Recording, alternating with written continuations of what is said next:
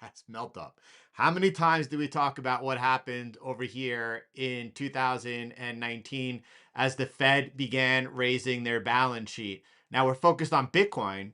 We love the corn. We're focused on Bitcoin and we're talking about, well, expectations could be it takes several weeks to stabilize and we could see a lower low or two as happened last time. We did see a lower low and it doesn't look like the or two is going to happen this time. Now, this is the bull and the bear case aligned together. And you see, you have them aligned off of the all time high.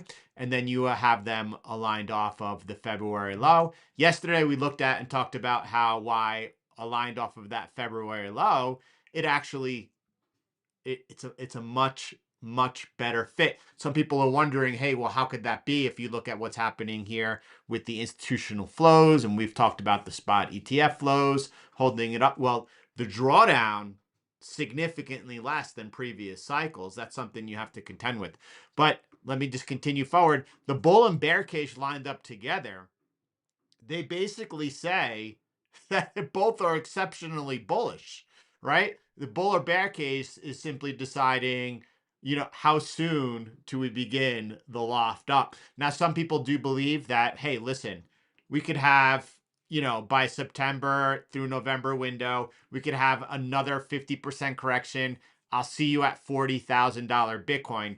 That would be tracking, if that were to happen, that would be tracking what happened in 2008 when we saw Bitcoin just like for months flatline out and then boom, jump down. And don't forget, that was triggered by Fed policy.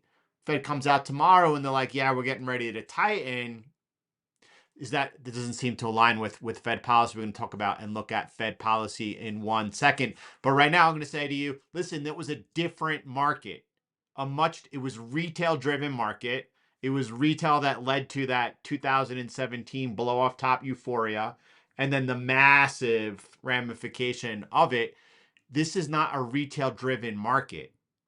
But guys, this is the early adopter phase. Retail at this point is irrelevant, which is why for the last 3 years, when everyone's been asking where's retail, I said it doesn't even matter at this point in time.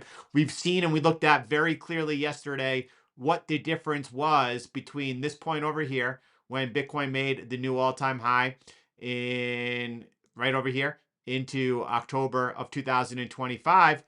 And we saw from April until the peak over there that the spot ETFs added over $20 billion of inflows. Absolutely insane. It's not the same market. We also saw during the April 2025 drawdown. That's from then on, they've been stacking. And in the latest drawdown, what can we call the latest drawdown? The geopolitical risk runs the market, or well, I don't know what you want to call it. Buy Mag 7 opportunity. I sold too soon. Um, Listen, that that's probably has the least probability of an outcome. Now, could we see that it takes months, and especially during a midterm election year when we normally see, really from right now, from May through September, a lot of running sideways, a lot of drawdown. Could we, I shouldn't say a lot of drawdown, running sideways, not really that ascent. Could we see Bitcoin meander, muddle along over here? And that would be a lot more probable if that were to happen. And look, that's also probably not the most probable, but that's definitely in the cards. And then I think you have to fast forward. We looked at what happens even midterm election years as you get through October and into the end of the year when the seasonalities and the flows really take shape. I was trying to pull up a picture of the seasonalities. That's not even including just midterm election years. That should help Bitcoin find that ascent that you normally see coming out of a bottom. So even if you're bearish, you're quite bullish right now. What I meant to pull up, and I got a little sidetracked over here, was what happened over here the last time the Fed was running the balance sheet up. Guys, for the past 2.5 years, I've been talking about the Fed playbook. I've been talking about a liquidity. I've been talking about the Fed cycle in a way that you do not hear from any other macro analyst. And what I was saying to you the last time that happened, what happened was tech led, And I've used these words so many times. Tech actually melted up. And it did until they locked down the globe. We saw the S&P 500 rising 14% in months. We have the same situation evolving right now. Of course, it's similar. It's not the same, but it's strikingly similar. And in this time, instead of tech just going boing, this time we did have the tension of what's going to be the result. And it's not gone, by the way. It looks like right now, right on time as we enter into the weekend, obviously conflict heating up, now becoming a lot more kinetic, and whether or not it gets better or worse from here remains to be seen. There are still ramifications unknown. We're not getting comfortable, but we are following price, and price is saying that last time Fed playbook, they began raising the balance sheet. We saw it took several weeks for Bitcoin to stabilize, happened again, made a lower low, happened again. Last time it swept the low before finding it. This time it hasn't swept the low because that does look like capitulation. Whether it is, it isn't, we'll find out soon. It does look like capitulation. But we did see tech melting up. This time it took a little bit longer, but now we are in the process over the last 5-6 weeks of tech once again melting up. I was going to go back over here onto the daily just to get a quick view of it. I mean, tech is melting up right on time. My expectation was, and going back to the Bitcoin, is that let me find a nice chart over here and just zoom in a little bit. And then let me just go boom, bum, bum. I'm probably going to put up a 3-day chart over here just to make it a little bit easier. And I'm going to where we were, and I'm going to highlight this portion over here.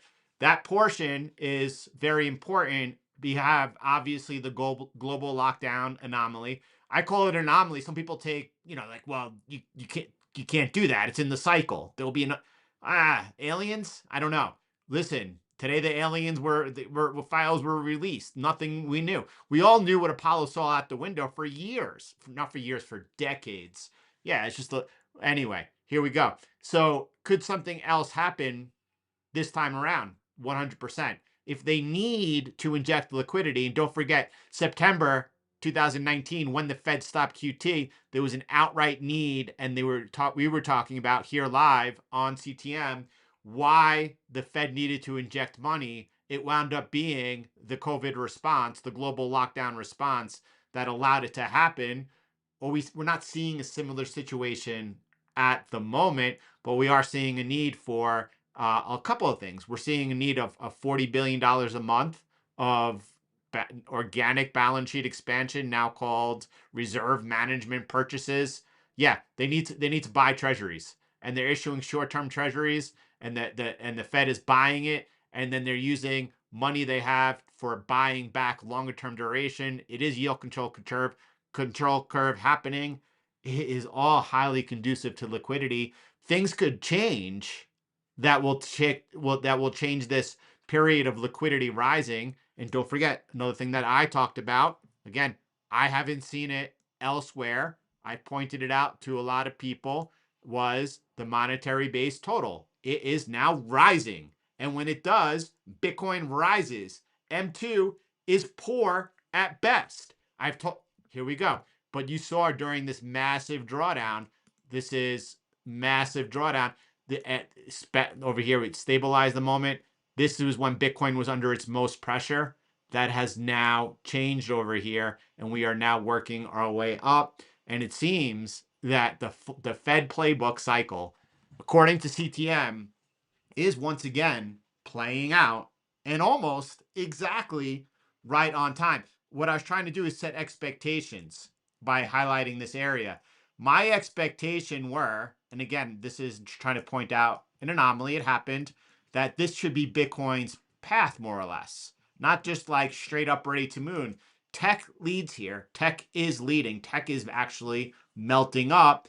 Bitcoin set to stabilize, which means upward sloping channel, until we get to, boom, the bull of all bulls running again. Could things happen to derail all of this? At any moment in time, we're going to continue to stay in front of it and watch it as it unfolds. I have to say this chart is unbelievable. And then when you look at this one over here is probably my favorite chart right now, is seeing this is like something once in a lifetime. And we don't know what happens next. We don't, when I say that, from just watching the technicals, Jordan, focus on the technicals.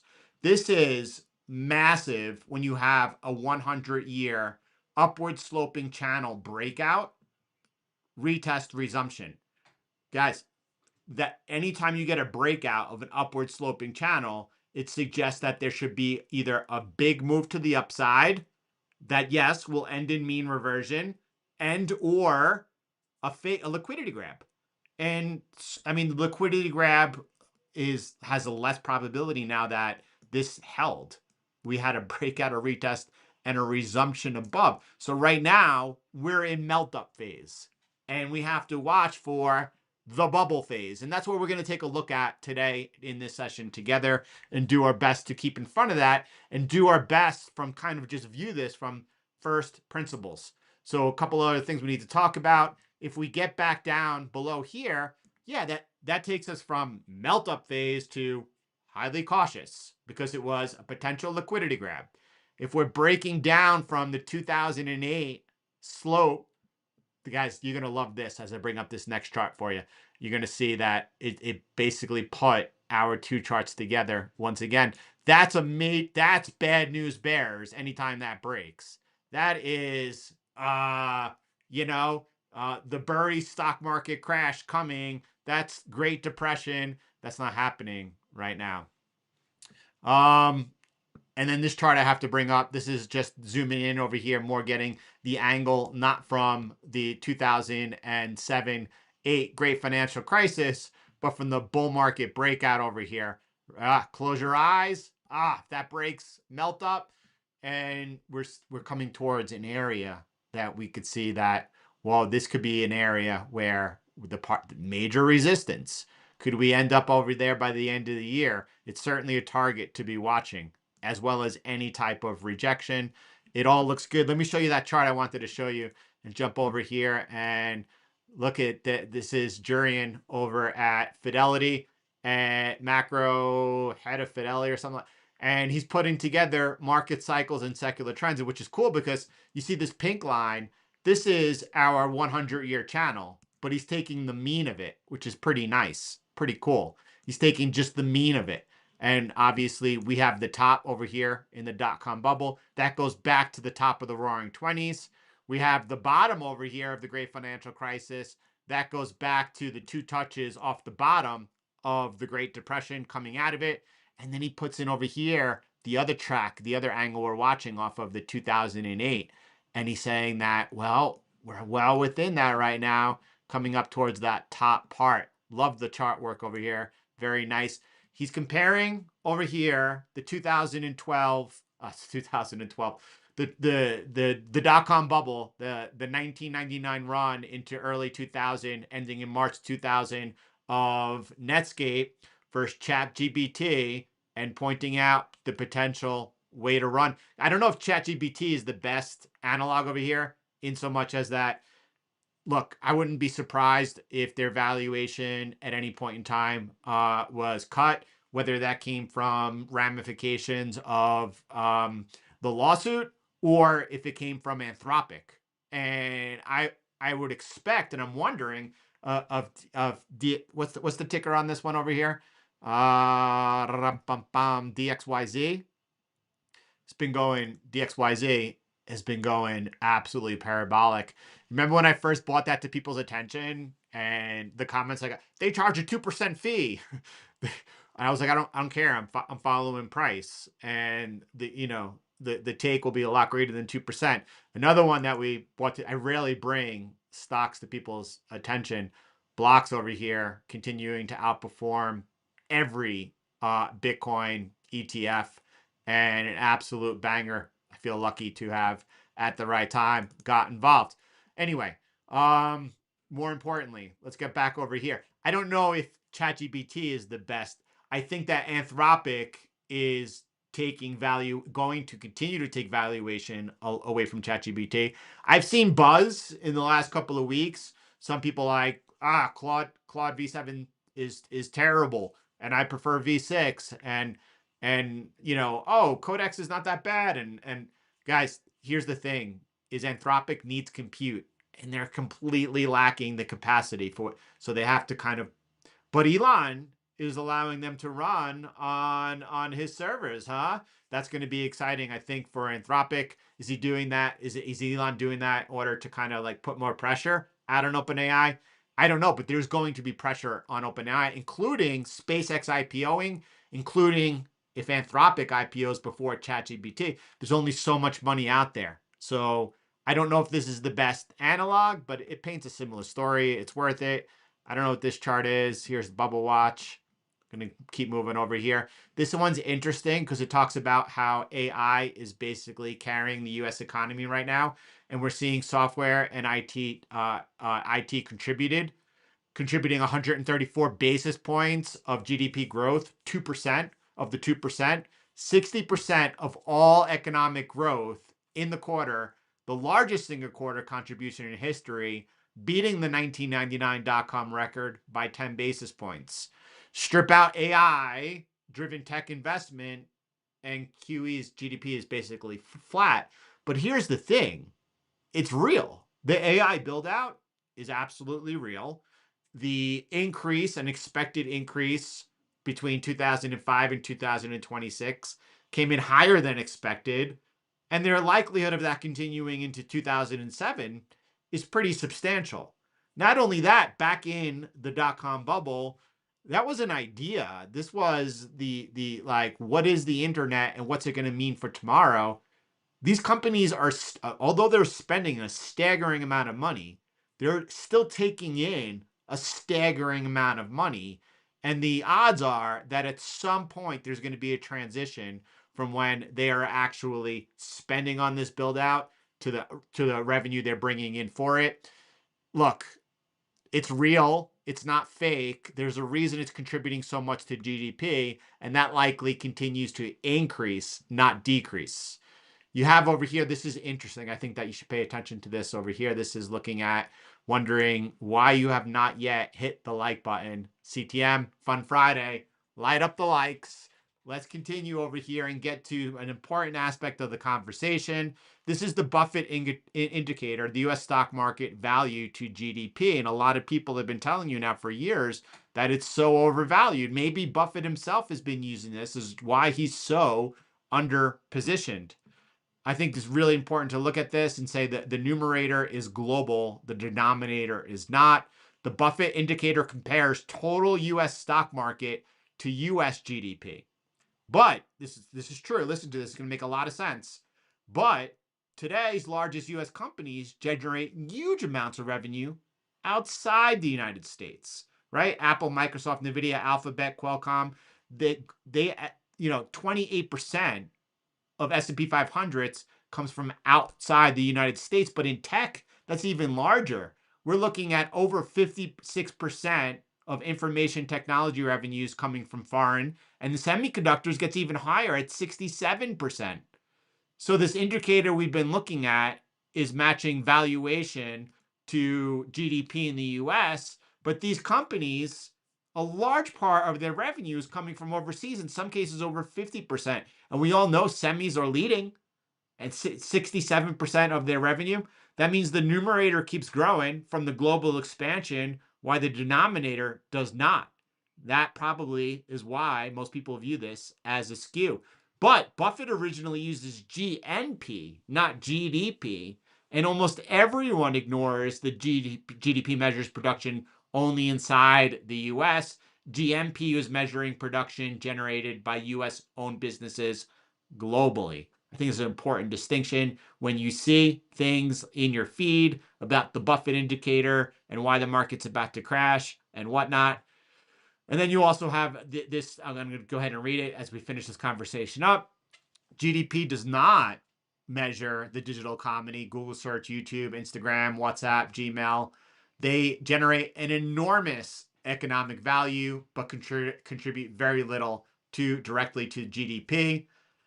Jurian, once again, to close it out, is showing us over here the current CapEx spending. hold on, let me take that in. And once again, over here, I'm trying to look at the 194, which is the estimates going into next year. I'm assuming. Hold on. If someone gets a better read on this chart, let me know. As remarkable as these data points are, we must remember this is a top heavy market with top heavy earnings.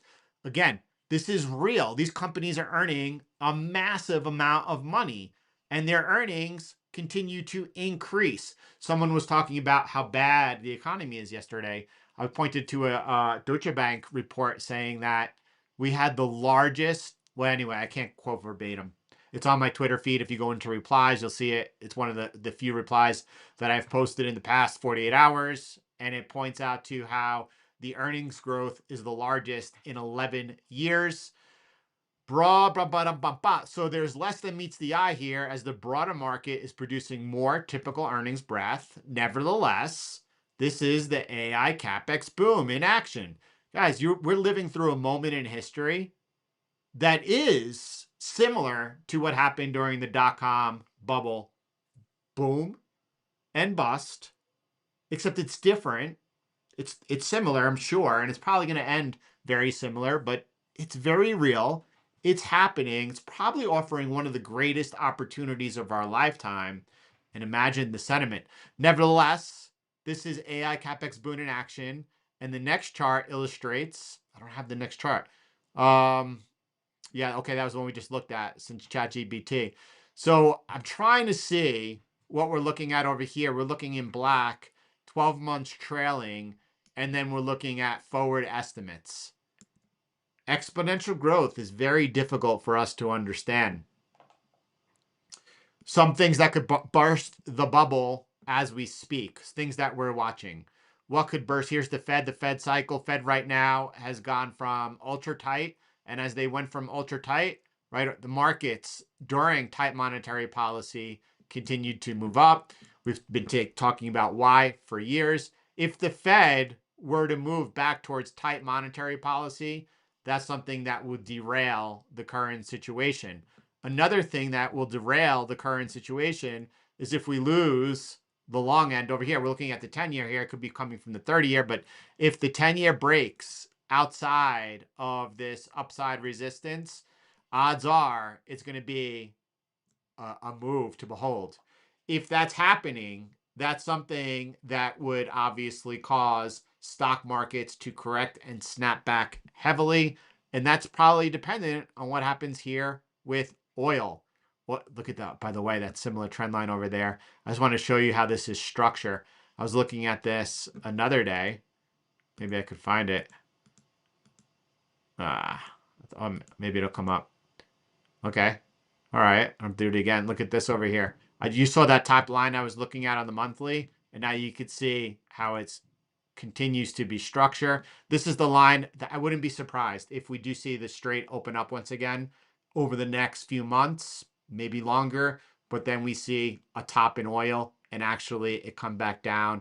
And I would be targeting this lower trend line over here. A liquidity grab, taking out that bottom over there. That's what I would deem the most probable. If that's happening, that's going to be a very benign situation compared to what's happening now. If oil breaks out this way and we see oil above 120, 140 and holding there, that's something that's going to cause the yields to blow out. That's something that could derail this current situation. So those are two things. The third thing is if you see a pullback in CapEx spending.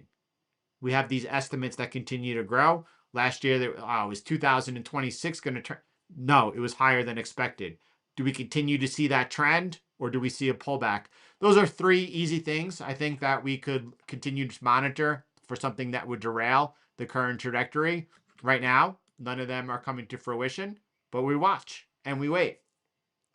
Yeah, this is a hard one to say also. So I could see in the future, I see things like Intel continuing to push out more semis. I could see, I'm just talking about right now, NVIDIA's monopoly on the market and NVIDIA's valuation. Then I'm thinking about Taiwan Semiconductors. Like, I don't even know what to call that. That's more than a monopoly. But when you look forward and you see that if Elon pulls off the semi fab where you could eat burgers, that's a game changer. And the whole thing is, though, that's a game changer potentially to valuations of the likes of Nvidia and or others. But the thing is the reason Elon's trying to build that is because of the need. He needs the chips.